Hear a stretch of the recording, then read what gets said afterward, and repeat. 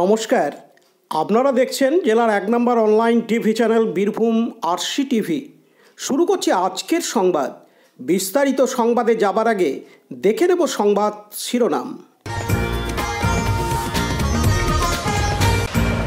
লোকসভা ভোটে নির্বাচনী জনসভা মমতা বন্দ্যোপাধ্যায়ের লাভপুরে।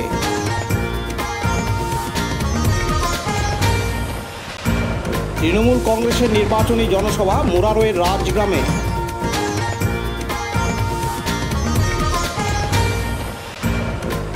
বিজেপি প্রার্থীর হয়ে প্রচারে প্রধানমন্ত্রীর জনসভা আহমদপুরে।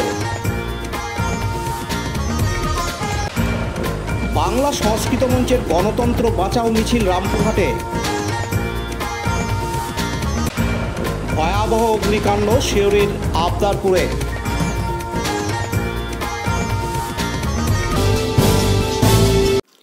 আজ রবিবার 5 মে বোলপুর লোকসভা কেন্দ্রের তৃণমূল কংগ্রেসের প্রার্থী অসিত মালের প্রচারে মমতা বন্দ্যোপাধ্যায় লাভপুরে। এই নির্বাচনী সভায় উপস্থিত ছিলেন পশ্চিমবঙ্গ ক্ষুদ্র কুটির শিল্প মন্ত্রী তথা বোলপুরের বিধায়ক চন্দ্রনাথ সিনহা, ডেপুটি স্পিকার তথা রামপুরহাট বিধানসভার বিধায়ক ডক্টর আশিস বন্দ্যোপাধ্যায়, তৃণমূলের কোর কমিটির সদস্য তথা সিউড়ি বিধানসভার বিধায়ক বিকাশ রায়চৌধুরী, লাভপুরের বিধায়ক অভিজিৎ সিনহা, নানুরের বিধায়ক বিধানচন্দ্র মাঝি, কেতুগ্রাম বিধানসভার বিধায়ক শেখ সানাজ, বীরভূম জেলা পরিষদের সভাধিপতি ফয়জুল হক ওরফে কাজল শেখ সহ তৃণমূলের নেতা নেতৃত্ববৃন্দ কর্মী সমর্থকরা। এদিন মমতা বন্দ্যোপাধ্যায় কেন্দ্রের মোদী সরকারকে তথা বিজেপি সরকারকে চাঁচাছোলা ভাষায় কথা বলেন। এদিন তিনি আরও জানান, ইলেকশন কমিশনের পারমিশন চাই, এমনকি আগামীকাল রবীন্দ্র জয়ন্তী, রবীন্দ্রনাথের গলায় মালা দিতে গেলেও ইলেকশন কমিশনের পারমিশন চাই। আর চোর টাকাদের সম্রাটরা বসে আছে, মিথ্যে কথা বলে অ্যাডভার্টাইজমেন্ট করছে, আর ইলেকশন কমিশন পুরো বিজেপির কমিশন হয়ে চোখ কান বন্ধ করে পিঠে দিয়েছে তুলো আর কানে দিয়েছে তুলো। কমপ্লেন করলেও তার কোনো বিচার করে না, বিচার না করলে সরি আমরা লিগাল অ্যাকশন নিতেও বাধ্য হব। এটা ইললিগাল, কমপ্লিট ইললিগাল। আমি নিজে আইনটা কিছু কিছু বুঝি এবং আমি 2-3 জনকে জিজ্ঞেস করেছিলাম। একজন লয়ার রিপ্লাই করেছে, this advertisement is completely contrary to model code of conduct. যে কাগজগুলো ছাপিয়েছেন তারাও ভুল করেছেন টাকার জন্য, আর যারা আপনাদের দিয়ে মিথ্যে কথা বলে নিচ্ছেন তারাও ভুল করছেন। কালকে বলেছেন আমি দুর্গা পুজো করতে দিই না, আমি দিই না, মায়েরা তো করে, বোনেরা তো করে, আমার কোনো কন্ট্রিবিউশনই নেই। আমরা 75,000 টাকা করে ক্লাবগুলোকে দিই, 48,000 শুধু রেজিস্টার্ড পুজো আছে। বাংলায় 2 লক্ষ থেকে 3 লক্ষ দুর্গা পুজো হয়, লক্ষ্মী পুজো হয়, সরস্বতী পুজো নাকি আমি করতেই দিই না। কি মা বোনেরা সরস্বতী পুজো করেন না? আবার বলেছে আমাদের মন্ত্রটাও নাকি ভুল। এবার মোদীবাবু আপনাকে আমি যে চ্যানেলাদের দিয়ে অ্যাডভার্টাইজমেন্টগুলো করেছে। কাজী আমিরুল ইসলামের report, Birbhum RC TV, Labhpur. এখন বিজ্ঞাপন বিরতি, ফিরে আসছি বিরতির পর। সব থেকে ভালো চিকিৎসা সবচেয়ে কম খরচে, সবচেয়ে কম খরচে। সব থেকে ভালো চিকিৎসা সবচেয়ে কম খরচে, সবচেয়ে কম খরচে। বিশ্বমানের স্বাস্থ্য পরিষেবা মিলবে দিনে রাতে, বিশ্বমানের স্বাস্থ্য পরিষেবা মিলবে দিনে রাতে। মণি মহেশ হসপিটাল, মণি মহেশ হসপিটাল, মণি মহেশ হসপিটাল, মণি মহেশ হসপিটাল। মণি মহেশ হসপিটাল, দুবরাজপুর, বীরভূম। ফিরে এলাম বিরতির পর। গতকাল শনিবার 4 মে বীরভূম জেলার মোরারই 1 নম্বর ব্লকের অন্তর্গত রাজগ্রাম রেলগেটের কাছে একটি তৃণমূল কংগ্রেসের নির্বাচনী জনসভার আয়োজন করা হয়। এই নির্বাচনী জনসভায় বহু লোকের সমাগম হয়। এই নির্বাচনী জনসভায় প্রধান বক্তা হিসেবে উপস্থিত ছিলেন পশ্চিমবঙ্গ সরকারের ক্ষুদ্র কুটির শিল্পমন্ত্রী তথা বোলপুরের বিধায়ক চন্দ্রনাথ সিনহা। এছাড়াও উপস্থিত ছিলেন মোরারই বিধানসভার বিধায়ক ডাক্তার মোশাররফ হোসেন, মোরারই 1 নম্বর ব্লকের তৃণমূল কংগ্রেসের ব্লক সভাপতি বিনয় কুমার ঘোষ, সংখ্যালঘু রাজ্য সম্পাদক আলী মুর্তুজা খান, জেলা পরিষদের কৃষি কর্মাধ্যক্ষ সিরাজুল ইসলাম খান এবং আইএনটিইউসির জেলা সভাপতি ত্রিদীপ ভট্টাচার্য সহ তৃণমূল কংগ্রেসের নেতাকর্মী সমর্থকরা। এদিন তৃণমূল কংগ্রেসের তরফ থেকে জানানো হয় যে মোরারই 1 নম্বর ব্লক থেকে সিপিআইএম কংগ্রেস বলে কিছু নেই, এখানে কমপক্ষে 50,000 ভোটের শতাব্দী রায় লিড নেবে। তারা আরও জানান, থেকে কংগ্রেসের কন্টেস্টিং মেম্বার তারা দলবল নিয়ে হাসান আর আমাদের লতিফ দিলার এবং মোবারক এরা কিন্তু আমাদের দলে যোগদান করলো। প্রায় এরা একটা টিমে 200 করে কর্মী নিয়ে আমাদের দলে যোগদান করলো এবং গোপালপুর থেকে সামায়ুন শেখ তিনিও 200-250 লোক নিয়ে আমাদের দলে যোগদান করলো। আমাদের মোরারই 1 নম্বর ব্লকে মোটামুটি 7-8 জন জয়েন করেছে, তারা কংগ্রেস থেকে কন্টেস্টিং করেছে পঞ্চায়েতে, তারা কিন্তু আমাদের দলে যোগদান করেছে। তারা কংগ্রেসে কন্টেস্টিং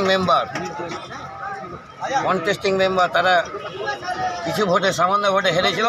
আজকে তারা সবাই আমাদের মোরারই 1 নম্বরে সিপিএম কংগ্রেসের কোনো মেম্বার থাকলো না, যারা কন্টেস্টিং করেছিল কিংবা তারা জিতেছে জয়ী প্রার্থী কেউ না, সবাই আমাদের দলে এসে। এই জন্যে আমরা মোরারই 1 নম্বর ভালো রেজাল্ট করব। মোরারই 1 নম্বরে কংগ্রেস বলে কিছু নাই। আচ্ছা, কীরকম লিড দিতে পারেন আপনারা? আমাদের মোরারই 1 নম্বর মিনিমাম 50,000 ভোটের লিড দেখিয়ে দেবো আমাদের তৃণমূল। দীপু মিয়া রিপোর্ট, বীরভূম RCTV মোরারই। এখন বিজ্ঞাপন বিরতি, ফিরে আসছি বিরতির পর। বঞ্চনার অবসান, শ্রমের সম্মান। 100 দিনের কাজের অদক্ষ শ্রমদানকারীদের জীবনে এলো নতুন প্রভাতের আলো। মাননীয় মুখ্যমন্ত্রী মমতা বন্দ্যোপাধ্যায়ের উদ্যোগে তাদের 2 বছরের বকেয়া মজুরির বঞ্চনার অবসান হল। সম্পূর্ণ রাজ্য সরকারের নিজস্ব তহবিল থেকে 2651 কোটি টাকা ব্যয়ে 59 লক্ষ অদক্ষ শ্রমদানকারীদের বকেয়া মজুরি প্রদান করা হয়েছে। হাসি ফুটেছে রাজ্যের সকল অদক্ষ শ্রমদানকারীদের মুখে। পঞ্চায়েত ও গ্রামোন্নয়ন দপ্তর পশ্চিমবঙ্গ সরকার কর্তৃক জনস্বার্থে প্রচারিত। ফিরে এলাম বিরতির পর। লাভপুর বিধানসভার আমোদপুর বোলপুর লোকসভা কেন্দ্রের বিজেপি প্রার্থী প্রিয়া সাহার হয়ে নির্বাচনী জনসভা করতে আসেন প্রধানমন্ত্রী নরেন্দ্র মোদী। এদিন প্রায় 50,000-এর বেশি বিজেপি কর্মীর সমর্থকরা জনসভায় ভিড় জমান এবং সকাল থেকেই উচ্ছ্বাসিত ছিল বিজেপি কর্মীরা। দুপুর 2:30 নাগাদ সভামঞ্চে উঠেই প্রধানমন্ত্রী দেখতে পান যে বেশ কিছু শিশু তারা নিজের হাতে প্রধানমন্ত্রীর ভালো ছবি এঁকেছে। তাদের কাছ থেকে প্রধানমন্ত্রী নরেন্দ্র মোদী তার সিকিউরিটিদের মাধ্যমে ছবিগুলি সংগ্রহ করেন এবং সংগ্রহ করার পর প্রধানমন্ত্রী তাদের উদ্দেশ্যে বলেন, এই ছবিগুলি নিয়ে আমি আমার ঘরে রাখবো এবং তোমাদেরকে একটি করে শুভেচ্ছা বার্তা পাঠাবো এত সুন্দর ছবি আঁকার জন্য। পাশাপাশি এদিন তিনি রাজনৈতিক বক্তব্য রাখতে গিয়ে বলেন, বিশিষ্টদের ভূমি বীরভূমে এত দুর্নীতি তা কল্পনা করা যায় না। পাশাপাশি তিনি সন্দেশখালী নিয়েও সোচ্চার হন। এদিন তার বক্তব্যে আরও জানান,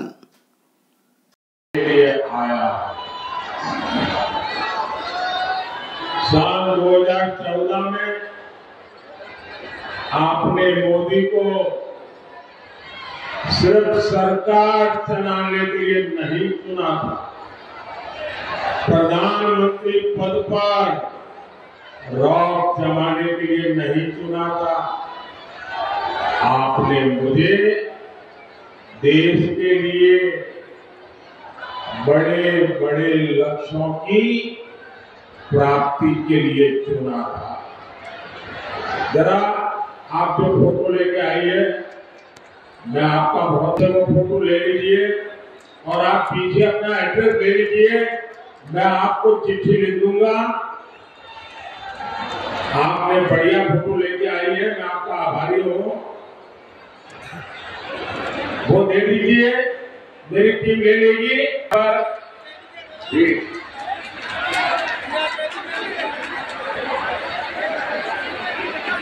साथियों, इसलिए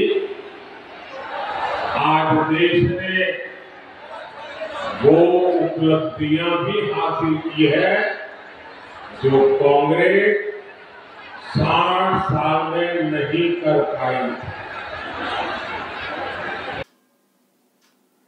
অন্যদিকে এদিন বিজেপির পক্ষ থেকে জানানো হয়,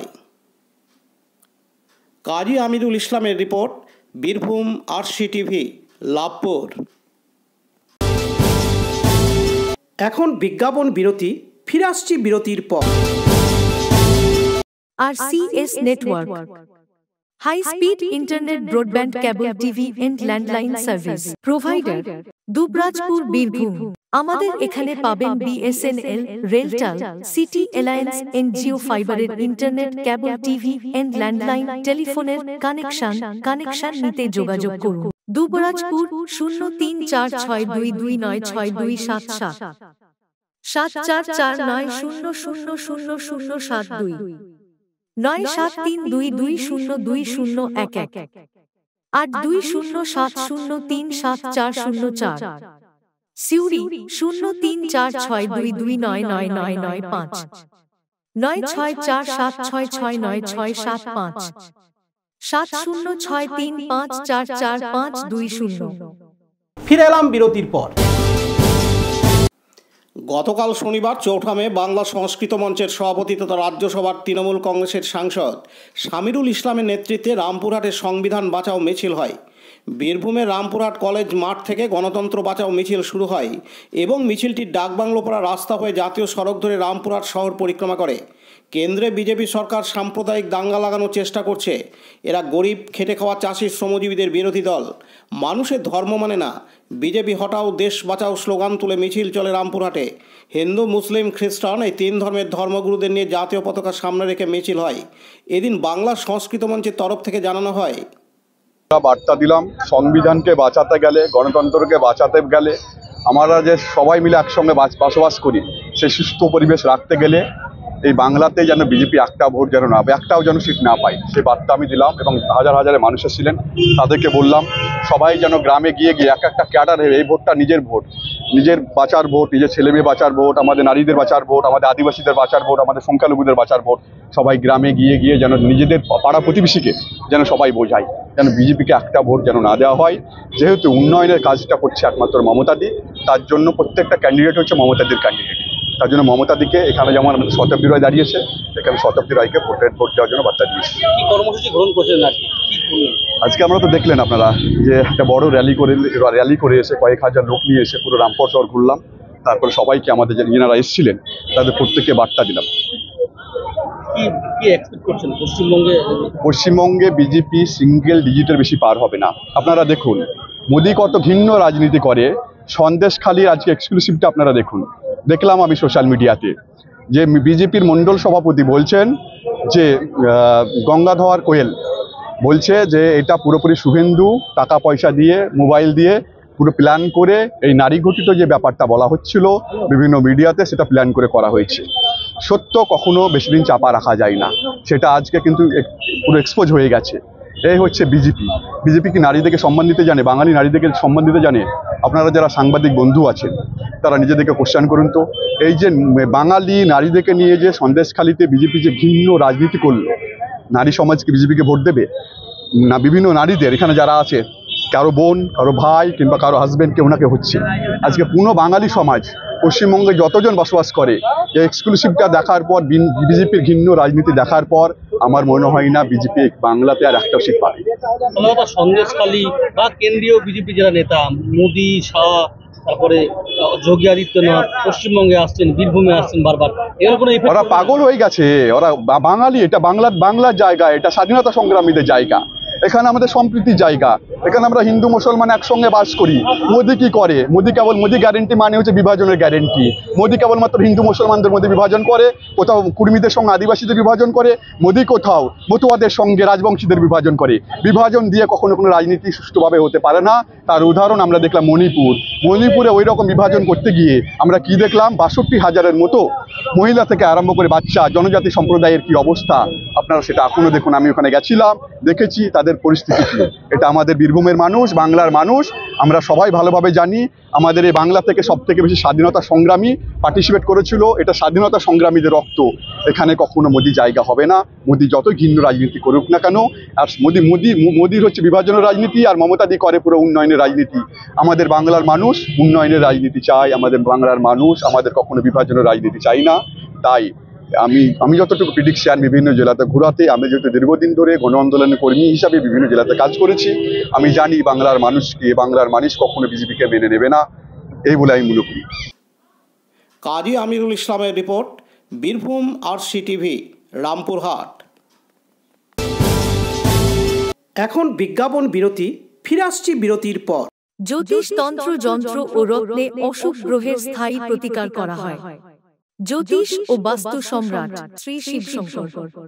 জীবনে যে কোনো সমস্যা, যেমন মাঙ্গলিক দোষ, কালসর্প দোষ, গুরুচণ্ডাল দোষ, বাস্তু দোষ, দৈন্য যোগ, দাম্পত্য কলহ, সন্তান, শনি সাড়েসাতি সহ বিভিন্ন জটিল সমস্যার সমাধান করা হয়। এছাড়া পড়াশোনায় বাধা, চাকরিও বাধা, বিবাহে সমস্যা, ব্যবসায় ক্ষতি প্রভৃতি সমস্যার গ্যারান্টি সহকারে প্রতিকার করা হয়। কুষ্ঠি, ঠিকুজি ও বিবাহের জটিল বিচার করা হয়। চেম্বার, দুবরাজপুর, ওয়ার্ড নম্বর 6, মা আনন্দময়ী মন্দিরের পাশে, বীরভূম। বুকিং এর জন্য ফোন করুন 7908384147। ফিরে এলাম বিরতির পর। আজ রবিবার 5ই মে ভয়াবহ অগ্নিকাণ্ডের ঘটনা ঘটে গেল বীরভূমের সিউড়ি 1 নম্বর ব্লকের অন্তর্গত আবদারপুরের প্রফেসর কলোনি নামে একটি এলাকায় থাকা ভাঙড়ির আড়তে এমন ভয়াবহ অগ্নিকাণ্ডের ঘটনাটি ঘটল আজ দুপুরবেলায়। ভয়াবহ এই অগ্নিকাণ্ডের ঘটনায় প্রায় 10 লক্ষ টাকার সামগ্রী পুড়ে ছাই হয়ে গিয়েছে বলে দাবি করা হচ্ছে। স্থানীয় সূত্রে জানা গিয়েছে রবিবার দুপুর 2টা নাগাদ এমন ভয়াবহ অগ্নিকাণ্ডের ঘটনা ঘটে। এরপর খবর দেওয়া হয় দমকল বাহিনীকে। তবে দমকল বাহিনী সঠিক সময়ে ঘটনাস্থলে পৌঁছালেও অগ্নিকাণ্ডের ঘটনা এতটাই ভয়াবহ ছিল যে দীর্ঘক্ষণ তাদের সময় লাগে আগুন নিয়ন্ত্রণ আনতে। স্থানীয় বাসিন্দা প্রদীপ কুমার দে জানান, 3:30 আমি ওখানে বাইরে মুখ ধুতে বেরিয়ে দেখছি ধোঁয়া উঠছে। কী ব্যাপার, এত ধোঁয়া কেন? দেখছি এখানে আড়তে আগুন লেগে গেছে। এই আড়তটা যখন হয়, যে ভাড়া দিয়েছিল তাকে আমরা বারণ করেছিলাম এখানে ভাড়া দেবেন না, এখানে আড়ত করবেন না, কারণ এটা পরিবেশ নষ্ট করবে। কিন্তু তখন ও গলাবাজি করে এখানে করার পর তারপর যে আড়ত করেছে তাকে বললাম যে এখানে বাইরে নোংরা রাখিস না, বাইরের থেকে নোংরা ফেল, কিন্তু বাইরের থেকে নোংরা ফেলছে না, নোংরা এখানে জমা করেছে। দিয়ে আজকে হঠাৎ আগুন লেগেছে, দিয়ে গোটা অবস্থাটা কী হয়েছে। আর এইটার জন্য এইটা ছিল ভাঙড়িদের দোকান, প্লাস্টিক, লোহা, লক্কর এগুলো সব এখানে ফেলতো। আগুন কিরকম লেগেছে? হ্যাঁ, আগুন কিরকম রয়েছে? আগুন তো দেখতেই পাচ্ছেন, ভয়ানকভাবে লেগেছে। এর আর কিচ্ছু নেই। ফায়ার ব্রিগেডকে আমিই ফোন করেছিলাম, ফায়ার ব্রিগেডকে নিয়ে এসেছি। এখনো নিয়ন্ত্রণে আনতে পেরেছে আগুন? মোটামুটি নিয়ন্ত্রণে, পুরোটা নিয়ন্ত্রণে হয়নি, আনার চেষ্টা করছে ওরা। এটা কোন জায়গা? এটা আবদারপুর প্রফেসর্স কলোনি। আপনার নাম? আমার নাম প্রদীপ কুমার দে। পাশাপাশি আড়তের ম্যানেজার তাজেল বলেন, কি হয়েছে বা কিসের প্রোডাক্ট ছিল? ওটার বলতে এখানে যে জায়গা লোক একজন ছিল আসে, ও এসে আগে এখানে একবার আগুন লাগিয়েছিল, ঠিক আছে, তার মধ্যে ওই পোড়াটা গোটাই পুড়েছে।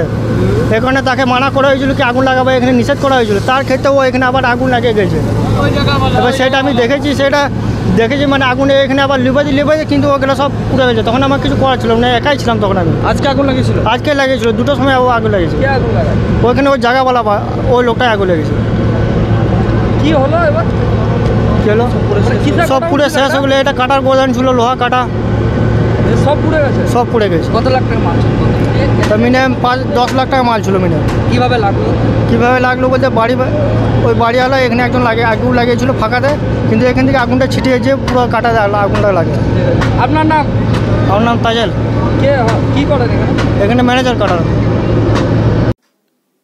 পার্থ দাসের রিপোর্ট, বীরভূম RCTV, সিউড়ি। আজকের সংবাদ এই পর্যন্ত।